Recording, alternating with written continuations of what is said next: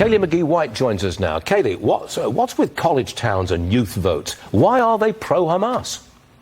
Well, they're much more radical than the older Democrats in the party. The youth vote is largely motivated by radical topics such as climate extremism. Obviously, the support for Hamas or the opposition to Israel is another big one, especially in Michigan. I grew up 30 minutes outside of Ann Arbor, 20 minutes away from Dearborn, which is the large Arab American hub that is largely responsible for this protest vote against Joe Biden in yesterday's primary. And this is going to be a specific issue for him in that state. Now, whether that translates to other Democratic states as well remains to be seen. But especially in Michigan, with a very large Arab American population, this is going to be a problem for Joe Biden. More than 100,000 Democrats voted uncommitted in the Michigan Democrat primary.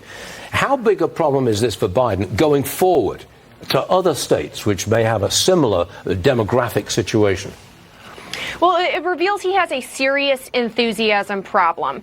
And this is really the first time that Democratic voters have been able to do anything in the primary election thus far. South Carolina had very little turnout. The Democratic establishment notably refused to do events in New Hampshire and Iowa. So Michigan was the first opportunity for voters to really make up their minds about whether or not to support Joe Biden. And the fact that 100,000 voters decided to protest vote against him is a serious problem for the Biden campaign, because Joe Biden needs every single vote that he can get in these swing states in order to beat Trump. If 100,000 of those voters decide not to vote for him in November, he could very easily lose the state. And I think it's also worth noting that Trump won more primary votes than the entire Democratic primary vote in Michigan combined, which again tells me that people are not excited to vote for Joe Biden. And if they do vote blue, it is going to be in spite of him, not because of him. Kaylee, Donald Trump won the Republican primary in Michigan by more than 40 points.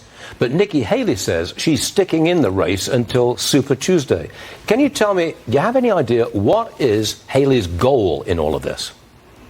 She seems to be weighing two options, and that is one being whether to translate right now into a third-party bid and launch a sort of independent run outside of the Republican primary, or she could be opting to remain the last man standing as a backup candidate if something were to happen in one of Trump's many court cases.